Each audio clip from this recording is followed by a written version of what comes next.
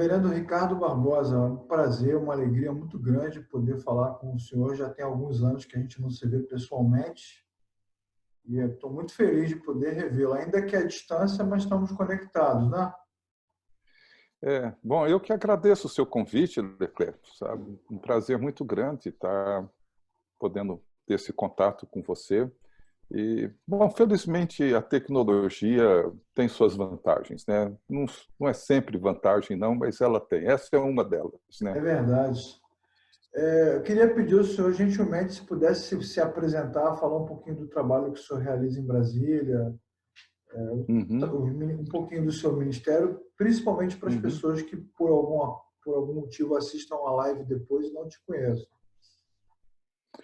Bom, eu estou aqui em Brasília já há 40 e poucos anos, já praticamente 40 anos como pastor ordenado, e pastoreei como pastor titular a Igreja Presbiteriana do Planalto até 4 anos atrás, há 3 para 4 anos.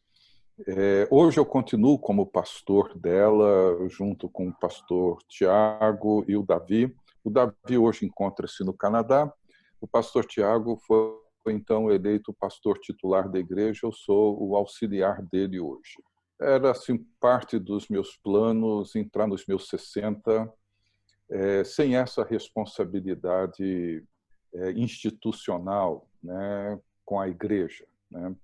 Então, eu continuo, eu prego, eu aconselho, eu visito, mas a atividade institucional, burocrática, legal, isso hoje é com o pastor Tiago.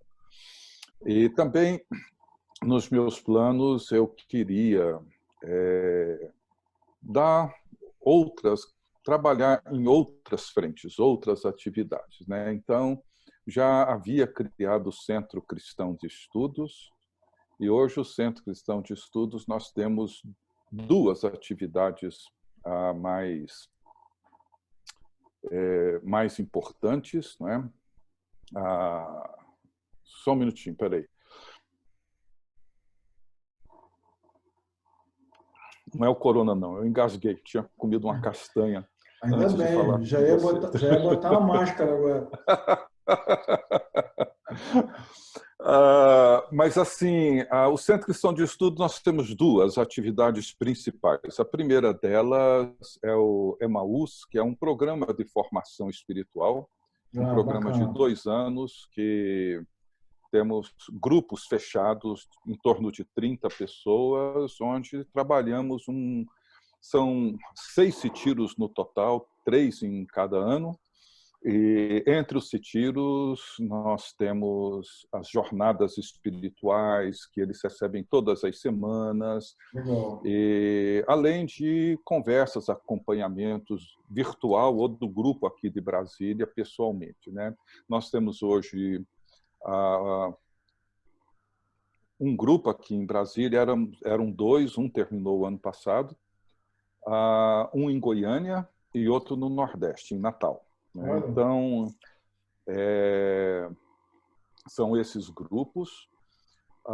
E o outro é o Vocácio, né? O Vocácio é também um programa de integração da fé com o espaço público. Fé, trabalho e cultura.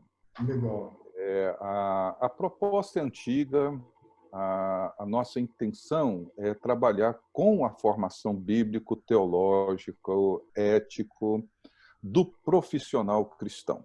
Bacana, legal. Nós temos um conceito que se perdeu, que a reforma recuperou, mas nós não conseguimos mantê-lo, Verdade. que é entender que todo cristão profissional, seja a área que for, aquilo é uma vocação, né? E envolve um chamado de Deus, e precisamos incentivá-los a reconhecer que aquilo que eles fazem no serviço público, na docência, no comércio, como médicos, advogados, seja o que for, eles estão ali respondendo a uma vocação tanto quanto os pastores, os missionários respondem, né?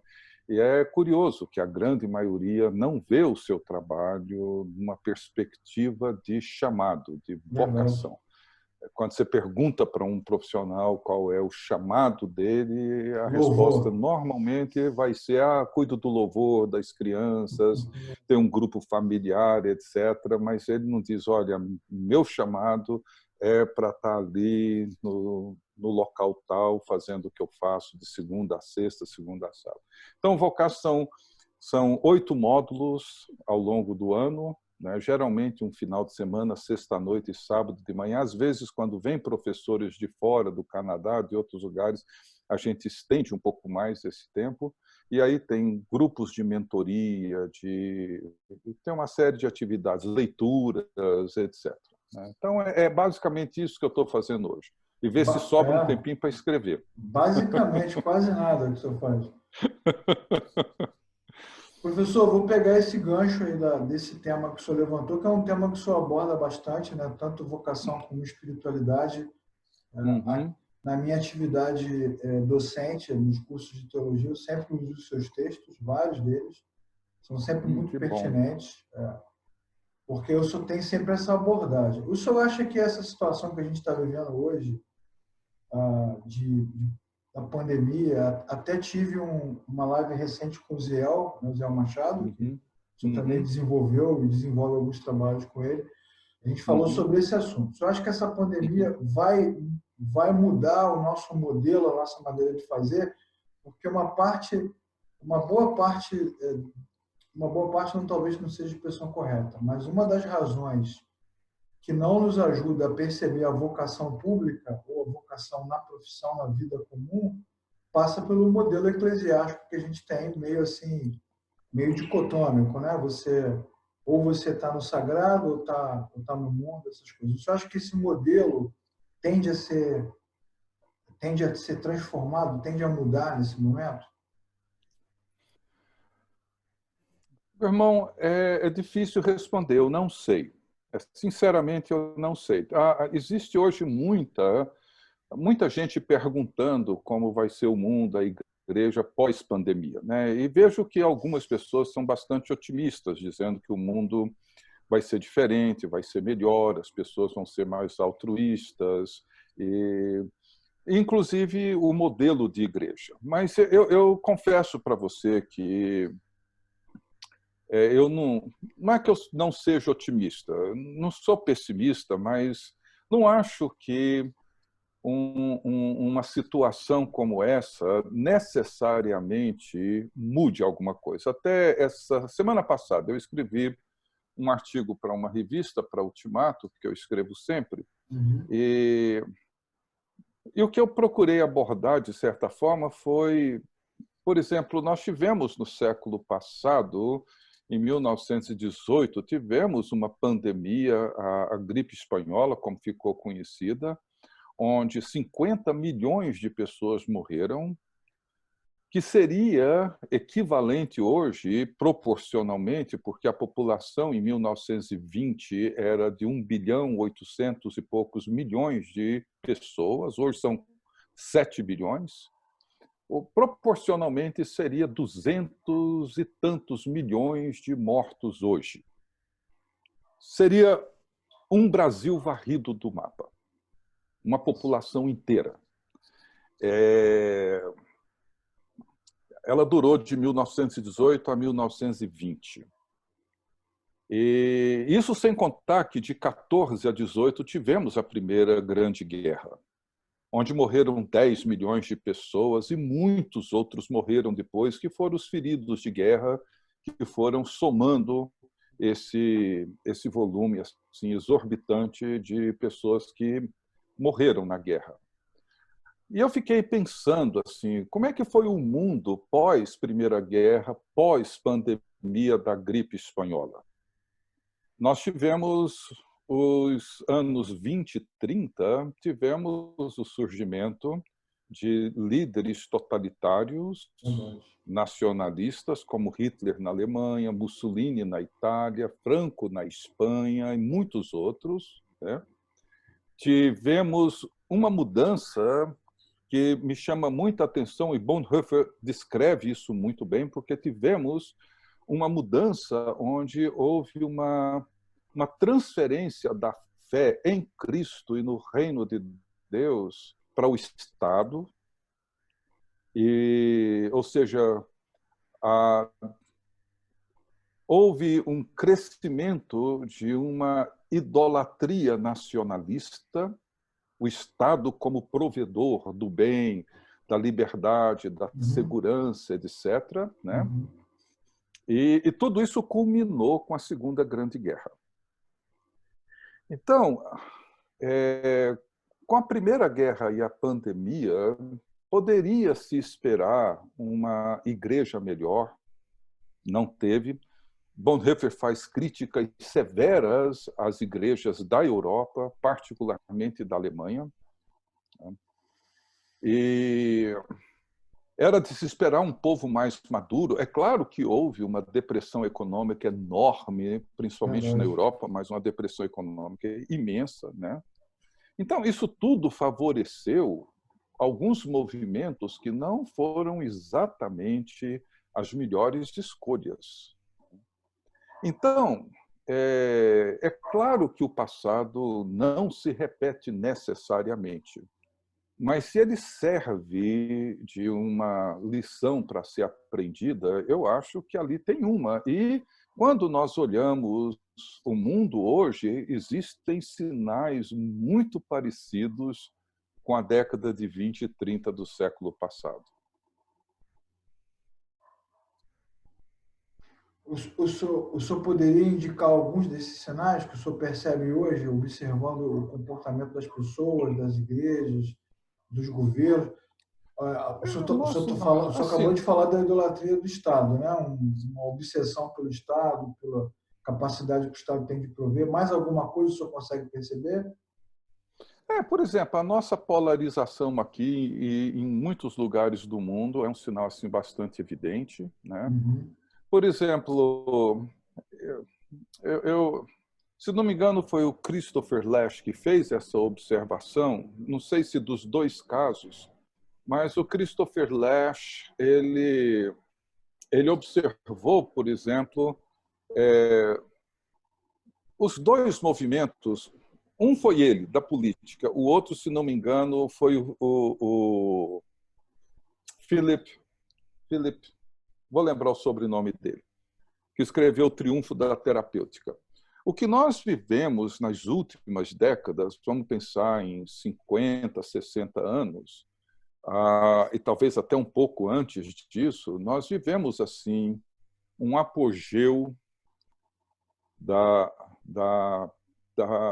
psicologia e do processo terapêutico e um declínio da religião como linguagem de redenção. Ou seja, grande parte das pessoas hoje, elas não buscam salvação através do arrependimento e da fé em Cristo. Hoje as pessoas tendem a buscar mais... Assim, a salvação se transformou basicamente num estar de bem comigo mesmo, saúde psíquica, emocional, viver sem culpa, buscar minha autorrealização, autossatisfação, autoestima, auto isso, auto aquilo. Então, nós vivemos uma mudança de paradigma. E a outra mudança de paradigma foi a mudança na política.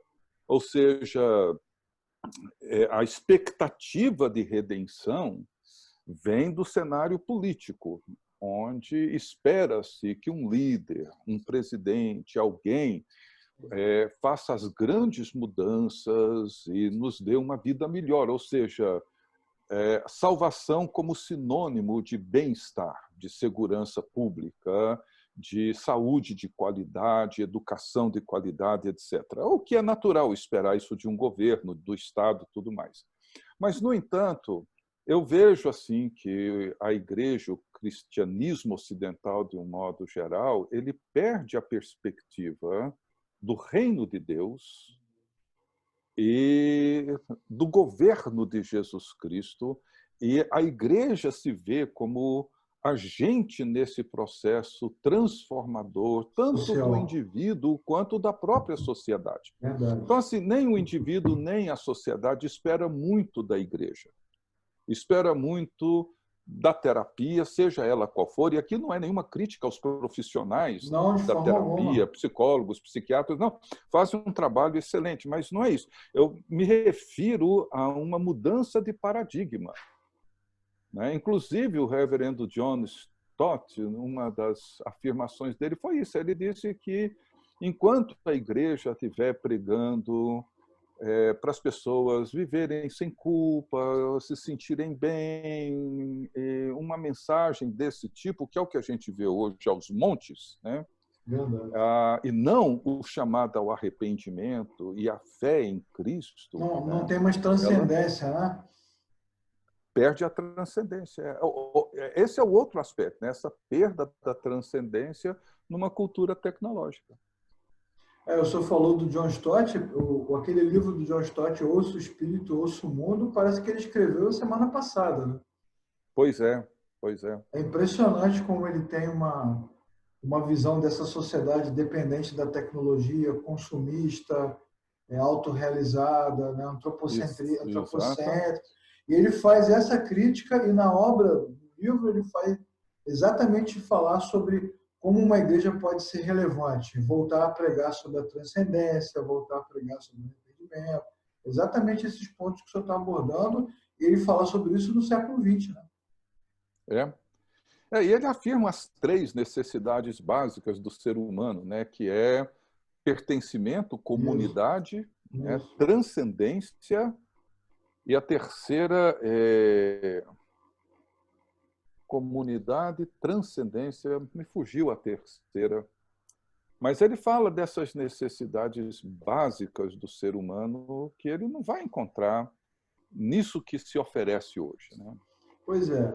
O senhor tem demonstrado aí na sua trajetória de 40 anos aí de jornada, sempre um cuidado com o discipulado, né? Todo esse trabalho que o senhor faz é um discipulado de pessoas, discipulado de obreiros, treinamento de pastores, está sempre tendo esse cuidado. E esse modelo que a gente tem latino-americano, brasileiro dos últimos anos, é um modelo muito focado no evento, na performance, nas programações. Tal. Então, o senhor acha que faltam obreiros, faltam líderes que tenham essa pegada mais acolhedora, mais discipuladora, e agora que não tem o evento, tem um grupo aí que ficou no limbo? É uma pergunta, eu vou fazer outra dentro da mesma pergunta. O senhor acha que, em função, se isso for verdade, a gente tem uma tendência a aumentar o número de desigrejados no Brasil, perdendo a crença na instituição, na religião? Eu acredito que sim. Assim, a última afirmação sua, eu acredito que sim. Eu acredito que o número de desigrejados vai crescer.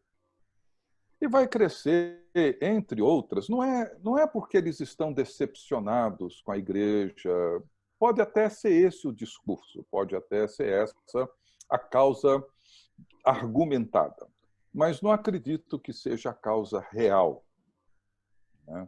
A causa real é um processo de descrença que está presente hoje na civilização, né? Não é só a descrença na igreja. A descrença envolve casamento, a descrença envolve o Estado, envolve as instituições públicas. Nós vivemos um cenário assim de enorme descrença. Então, Verdade. a gente cria as justificativas para não assumir o fato de que o problema está na maneira como eu vejo, como eu interpreto isso, né? Então, não é o fato de que um determinado casamento não deu certo, que o casamento é ruim, né? Mas o argumento passa a ser esse, né? Então, assim, o problema para mim, os desigrejados tendem a aumentar, sim, né? As pessoas que têm o vício e a dependência dos eventos Por um tempo, elas vão se sentir supridas, porque hoje com o YouTube, com um monte de coisa assim, você consegue acessar, talvez ir até nos eventos que você não teve chance de ir, agora você Verdade. tem chance de ir, revisitá-los, ouvir as pessoas que você pretendia ouvir, mas não deu certo, etc. Mas isso, dependendo do tempo que durar esse isolamento, tende também a se reduzir, né? Então, assim, eu acho que a questão do discipulado, ela tende também a se agravar, não é por falta de compreensão do que significa o discipulado, é porque o discipulado demanda, fundamentalmente, uma proposta pessoal. E a pessoalidade é uma virtude da nossa cultura que está escasso hoje, não é? Por exemplo, o que Jesus fez, né? Ele convidou algumas pessoas para estarem com ele, aprender com ele e enviá-los para pregar e fazer a missão. Então, estar, ensinar e pregar. Então, ele trouxe para perto de si, ele trouxe para dentro. Aquelas pessoas, poucas, tiveram a oportunidade de conviver com ele há dias e dias, meses e anos, ouvindo, vendo e provando, experimentando. Esse modelo é um modelo que hoje ele encontra inúmeras dificuldades pela condição moderna que nós vivemos, né? De tempo, de espaço, etc. E isso faz com que a pessoalidade sofra um prejuízo enorme e, no lugar dela, cresça a performance, né? Exatamente. O desempenho, né? E hoje, com as ferramentas que a tecnologia proporciona, esses recursos eles se agigantam, né? Verdade. E tornam-se recursos muito atraentes, mas a pessoalidade perde. Como você mencionou do livro do reverendo John Stott, né? O consumismo, o individualismo narcisista,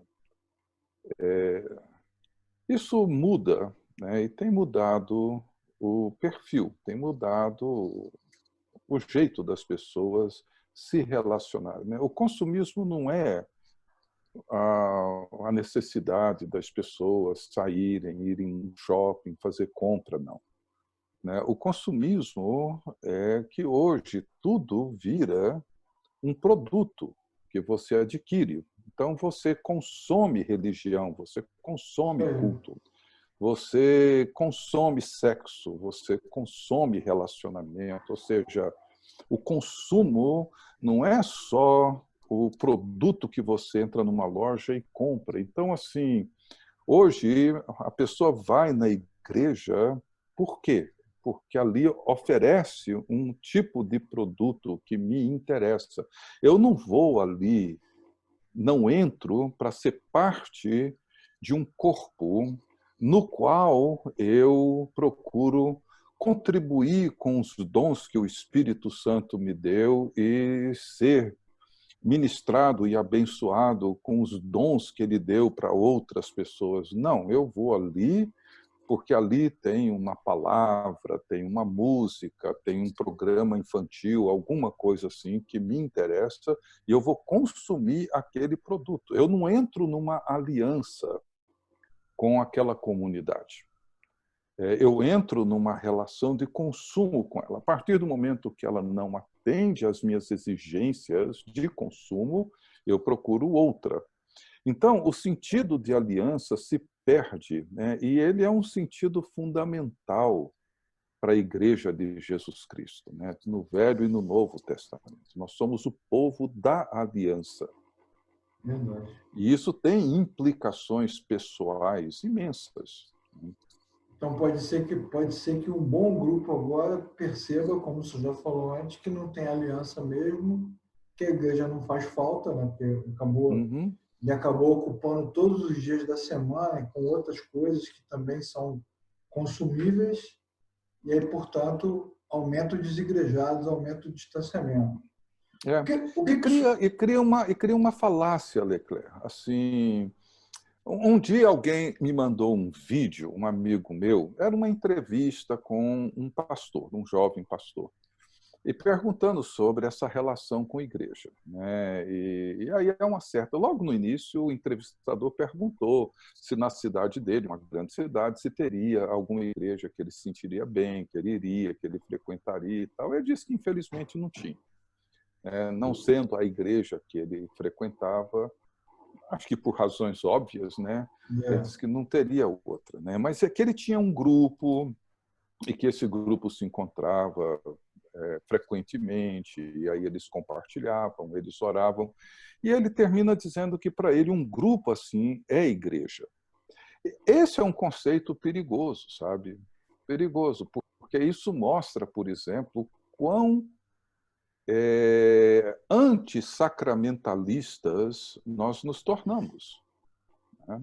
Nós temos hoje uma igreja, e o grupo dos desigrejados talvez encabece isso, mas dentro das nossas igrejas temos isso também, e nos tornamos antissacramentalistas. Por quê? Porque, assim, eu não preciso ser batizado. Para quê?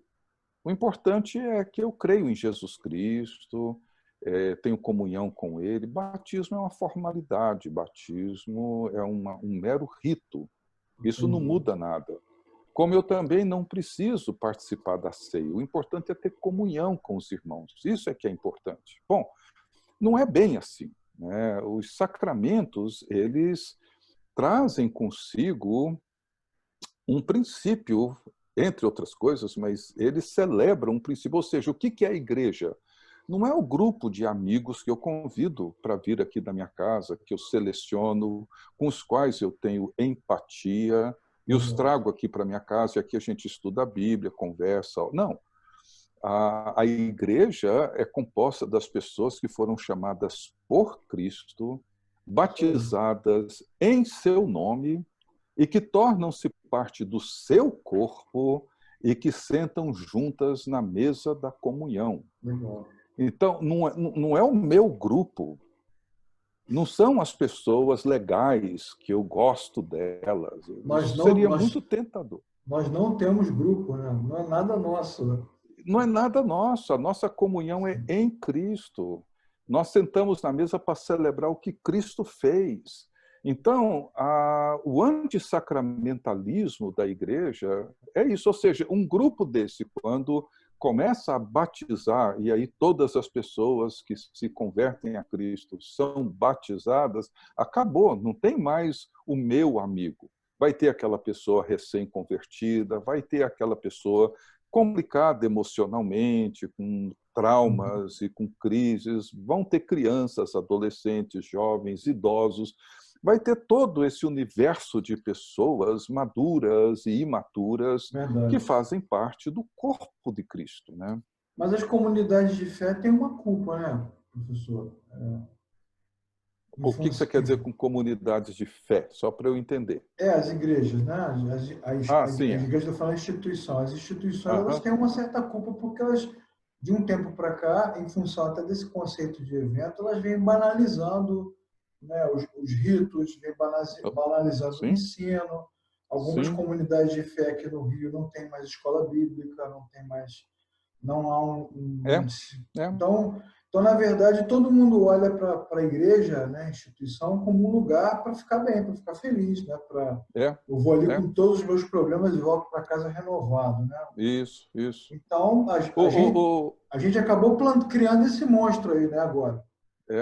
O James Smith, que vem nesses 3 livros que já saíram em português, acho que já saíram os 3, ele vem batendo muito nessa tecla, né? Verdade. E uma coisa que ele faz, se não me engano, no Você é Aquilo que Você Ama, ele descreve assim esse modelo da igreja, né? Assim, nos Estados Unidos, nos anos 80, 90, assim, uma igreja no estilo Starbucks, né? É, Assim, você tem ali um ambiente legal, uma música boa, ninguém ali no Starbucks, os funcionários, ninguém está ali para encher sua paciência, estão ali para te servir, não vão ficar ali perguntando se você quer tomar café ou não, você senta lá, se você não quiser tomar café, você passa o dia inteiro lá, ninguém vai te encher a paciência. E assim, ele dizendo que são igrejas norte-americanas que, não, vamos criar um ambiente descontraído para atrair as pessoas que não são cristãs, são secularizadas, etc. Aí, de repente, não, vamos banir essas músicas antigas, tradicionais, etc., porque são horrorosas, uma letra feia, etc., etc. Vamos banir da nossa liturgia a confissão. O pecado é um tema pesado, as pessoas se sentem desconfortáveis, elas vão se sentir culpadas. A gente precisa falar de um Deus que abraça, de um Deus que é amor, que compreende, que aceita, etc, etc. E aí você, de repente, tem igrejas enormes, mega igrejas, né? E de uma população extremamente superficial, né? Uma congregação de gente muito superficial, teologicamente, emocionalmente, comunitariamente, eclesialmente, são muito frágeis. Quando vem uma situação como essa que a gente está vivendo, de pandemia, não existe para muitos cristãos estrutura espiritual, bíblica, teológica, para suportar. aguentar o tranco e permanecer como povo de Deus. Eles não dão conta. Não tem estrutura, não tem alicerce. É casa em cima de areia. Vai cair. Pois é. O senhor já falou no início da nossa live que o senhor não sabe como é que vai ser o futuro, até porque nós não somos videntes. Então, mas o senhor também não alimenta essa coisa muito otimista, né? O senhor sabe que vai mudar. A gente sabe que o mundo vai mudar e o comportamento da igreja também vai mudar. O que o senhor aconselharia, indicaria? Qual caminho o senhor apontaria hoje para que a gente pudesse se preparar melhor para esse novo tempo que vem, para esse novo momento que a gente vai viver agora?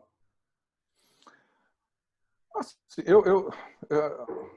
eu diria assim, Leclerc, que é relativamente cedo. Assim, nós estamos com 2 meses de isolamento.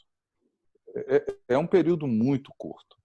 Eu sei que para muitas pessoas pode parecer uma eternidade, mas é um tempo curto, é um período muito curto, né? Talvez muita gente sonharia em ter 2 meses de férias, né? Poder emendar 2 meses e poder descansar, né?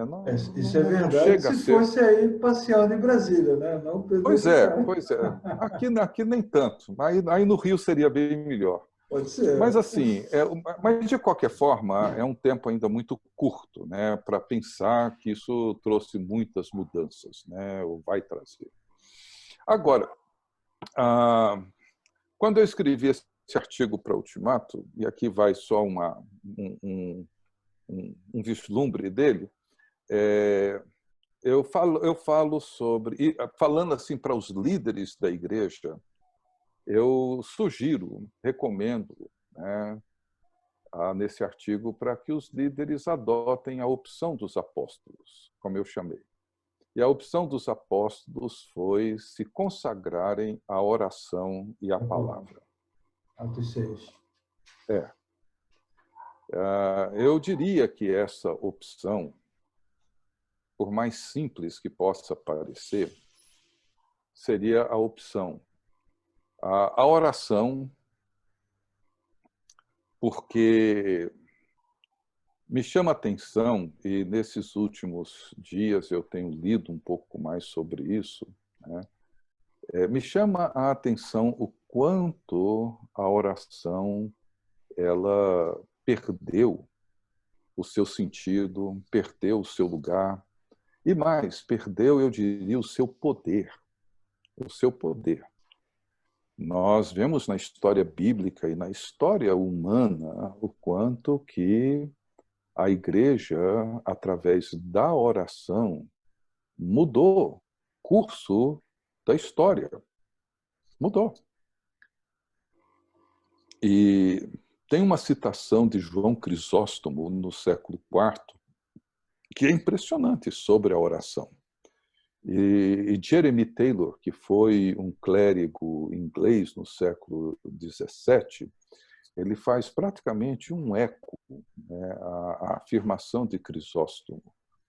Mas ambos descrevem a oração como aquilo que a Bíblia apresenta, né? Ou seja, a oração fez com que cegos voltassem a ver, fez com que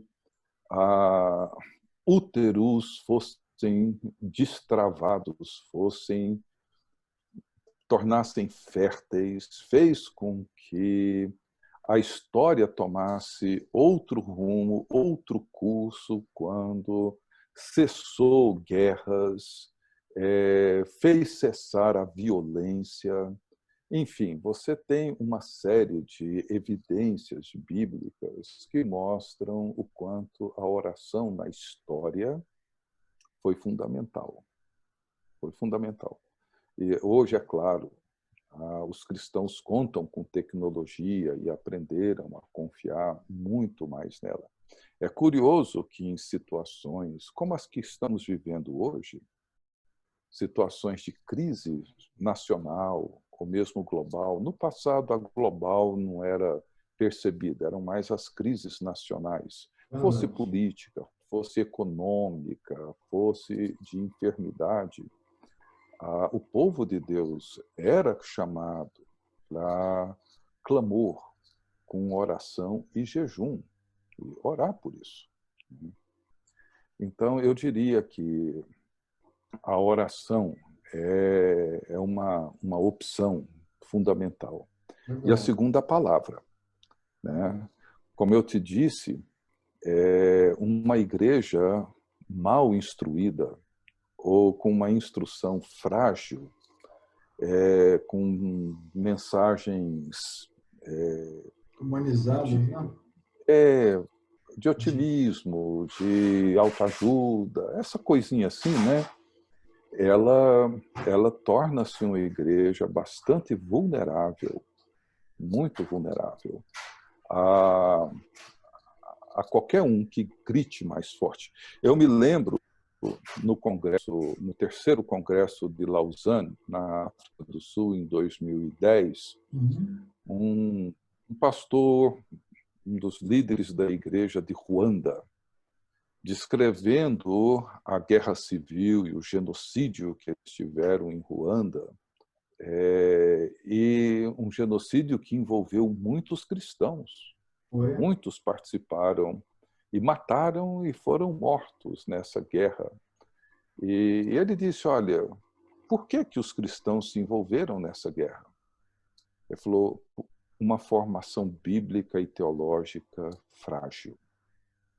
Era uma estrutura teológica sem raízes. Era casa, como eu disse, na areia. E aí pegaram em armas, saíram matando uns aos outros. Milhões morreram. Milhões morreram. Eu lembro. E esse pastor dizendo, olha, falou, olha, a igreja entrou na guerra, participou dela, matou. Foi. Tá? E então, hoje nós vemos, por exemplo, isso já vem aí desde 2013, 2014, né? Nós temos presenciado irmãos se degladiando, brigando, levantando bandeiras que não tem nada a ver com o reino de Deus, com justiça, com palavra de Deus. Então, assim, isso tudo já sinaliza uma opção que não é a opção do reino, embora os lados tentem se justificar como se fosse. Então, eu diria que a instrução na palavra e a oração são os dois elementos que os apóstolos optaram, né? Isso aqui é a nossa dedicação integral, né? As outras coisas são importantes, cuidar das viúvas, dos órfãos, etc. Isso tudo é super importante, mas nós vamos nos consagrar a essas duas atividades. Eu diria que são essas duas. Eu lembro bem desse discurso porque a gente estava transmitindo o Congresso de Lausanne ao vivo na Escola de Pastores. Até o senhor deu aula na Escola de Pastores um tempo, né? Uhum, uhum, A gente uhum, estava fazendo essa transmissão. Foi no ano também que a gente começou, eu comecei a coordenar a Semana Teológica aqui no Rio, em 2010. E até uhum, o bispo Robson Cavalcante, que não está mais entre nós, está com o Senhor, né? Estava uhum, aqui na época, então uhum. foi um discurso muito pesado, né? E É, o que é é, interessante é que todas essas coisas ruins que a gente vê na história parece que vão ficando só na história. A gente nunca acha que vai nos alcançar de alguma forma. Mas exatamente, pelos exato. mesmos caminhos que o senhor citou, pela falta de oração, pela falta de transcendência, pela falta de ensino, a gente acaba enfrentando as mesmas dificuldades onde nós estamos. Exatamente. Exatamente isso. Então, eu diria assim que a gente vive um cenário de muita fragilidade, de muita vulnerabilidade da igreja. É uma igreja grande, numericamente falando, é uma igreja que hoje tem presença em todos os segmentos da sociedade, é uma igreja que hoje tem uma força, um poder muito grande em muitas decisões que são tomadas em vários níveis, mas é ao mesmo tempo, em grande medida, uma casa em cima da areia. E nós estamos vivendo um tempo assim de grandes vendavais, de fortíssimas tempestades. Verdade. E Verdade. vamos talvez sentir os efeitos dessa fragilidade, dessa vulnerabilidade do nosso povo. Pastor Ricardo, professor, o senhor escreveu alguns textos, muitos artigos, né? O livro que eu mais gosto do senhor é o Caminho do Coração. O que o senhor tem escrito? O senhor tem, quais são o senhor publicou mais alguma coisa recentemente? O que o senhor indicaria para a gente ler das suas reflexões, que são sempre tão maravilhosas? Não, recentemente não. O meu último livro foi de 2015, acho que saiu em 2016, o Pensamentos Transformados, Emoções Redimidas. Esse Ah, foi o sim. último. Eu tenho um que, na verdade, em 2015, eu trabalhei nesse livro sobre Efésios, não uma exposição de Efésios, mas uma tentativa de explorar o drama de Efésios, né? E aí eu terminei esse livro e tinha mais um tempo, assim, foram 3 meses de sabático que eu peguei para fazer, para trabalhar aí. Terminei esse material de Efésios, tinha mais alguns dias, e aí eu resolvi pegar um sermão e transformá-lo num livreto, um livrinho pequenininho. Até me inspirei num livretinho que, na época, eu li, gostei muito, do Timothy Keller, sobre Ego transformado. o ego transformado.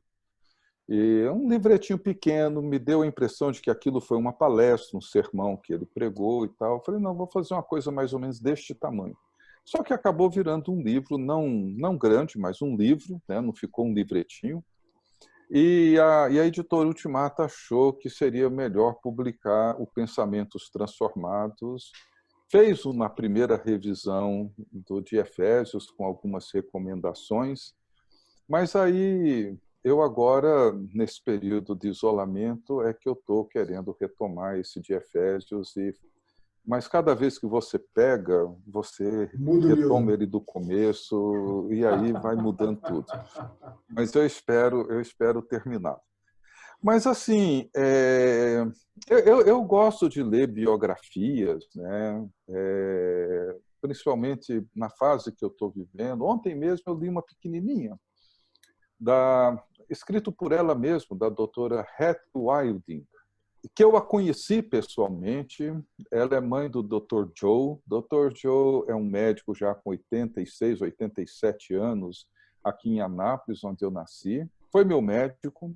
Ah, e, é a história dela quando, na década de 20 do século passado, ela, uma jovem médica, não tinha 30 anos ainda, a escocesa, já tinha uma clínica montada, já tinha sua casa, já tinha um carro, assim, um carro na década de 20 do século passado, Poxa, era um luxo, né? E nossa. ela, desde criança, teve um desejo missionário, mas um desejo que a vida foi seguindo e as coisas foram acontecendo. Mas num culto, esse desejo reacendeu com uma força na alma dela impressionante. E ela chega em casa e ora e diz: olha, é isso que eu quero. E ela disse que falou para Deus assim que iria para qualquer lugar. E ela já tinha ouvido falar do Brasil e já tinha ouvido falar de um trabalho recém-iniciado na Ilha do Bananal com os índios Carajás. E ela foi para lá. Ela ouviu assim: você iria para a Ilha do Bananal? Ela disse: vou para a Ilha do Bananal. E chegou aqui no final da década de 20. Só de contar a viagem dela para chegar na Ilha do Bananal, eu já teria desistido assim há muito tempo. Assim, uma mulher solteira, trabalhar com malária, com o pessoal portador de hanseníase, criou o primeiro leprosário, que era como chamava na época, trabalhando a evangelização dos índios, dos Carajás e de outros grupos. Um trabalho magnífico. Lá ela conhece o Joe Wilding, que tornou-se o marido dela. No final de 32, em novembro de 32, ela casa com ele. Em 2 ou 3 de fevereiro de 33, ele morre de malária. Ela ficou casada 2 meses e meio. Vai para a Escócia, o Dr. Joe nasce lá, com 8 meses ela vem com ele de volta e vai para a Ilha do Bananal e fica lá com ele até a idade escolar. E faz um trabalho magnífico, uma coragem, eu convivi com ela na minha infância e adolescência. Ela morreu na década de 80. Uma coisa fabulosa. Então, ontem eu li, é um livrinho pequeno, chama Semeando com Lágrimas. Mas eu recomendaria, assim, eu acho que o livro, algumas obras do Bonhoeffer, talvez seriam livros bons, porque alguns deles ele procura entender o período dos anos 20 e 30, principalmente dos anos 30. E acho que tem muito a ver conosco, né? Resistência e Submissão seria um bom livro. Legal. Um bom livro. É uma boa obra. É legal, professor. Assim, essas obras elas são boas, essas biografias, porque elas trazem para a gente um cristianismo mais existencial, né? Menos midiático. Isso. E tem a ver com o que o senhor falou, né? Falta um pouco dessas experiências entre nós, dos testemunhos, né? Das percepções, da relação com o Criador, de gente que mudou a rota da própria vida porque ouviu uma voz, né? Porque respondeu a sua vocação, e não porque virou ativista ou está repetindo coisa. Agora está na moda fazer live. Vamos ver quanto tempo vai durar esse negócio, né? Mas parece que a gente vai sem querer ser repetitivo, né? Mas trazendo aqui o Tempos Modernos do Chaplin, parece que a gente fica ali também transformando a igreja naquilo, né? Numa repetição constante. E quando o senhor cita uma experiência como essa, de tantos outros missionários, de tantos outros homens de Deus, né? Mulheres de Deus também, isso também reacende a chama no nosso coração daquilo que realmente é verdadeiro no Evangelho. E o que você percebe, por exemplo, eu fico olhando assim para a pandemia, até um tema assim que me veio à mente. Eu publiquei para o CCE, para o Emaús, 6 pequenos videozinhos, baseado num artigo do professor Bruce Hindmarsh, lá de Vancouver, quando ele saiu para um sabático na Inglaterra para escrever, fazer uma pesquisa, mas chegou lá, a pandemia meio que explodiu e ele teve que voltar meio às pressas para Vancouver, no Canadá, porque senão não ia nem conseguir voltar. E ele, no avião, ele escreve esse artigo. E nesse artigo ele traz, se não me falha a memória, 6 momentos na história em que o mundo conviveu com pestes, pandemias, etc. E como que a igreja reagiu a elas, né? Então, ele cita do século III e século IV, que foram, respectivamente, se não me engano, sarampo e varíola, ou varíola e sarampo. Cita depois a do século VI, na época de Gregório Grande. Cita, não chegou a ser uma pandemia, mas a maneira como Francisco de Assis atuou com os portadores de hanseníase, que eram muitos.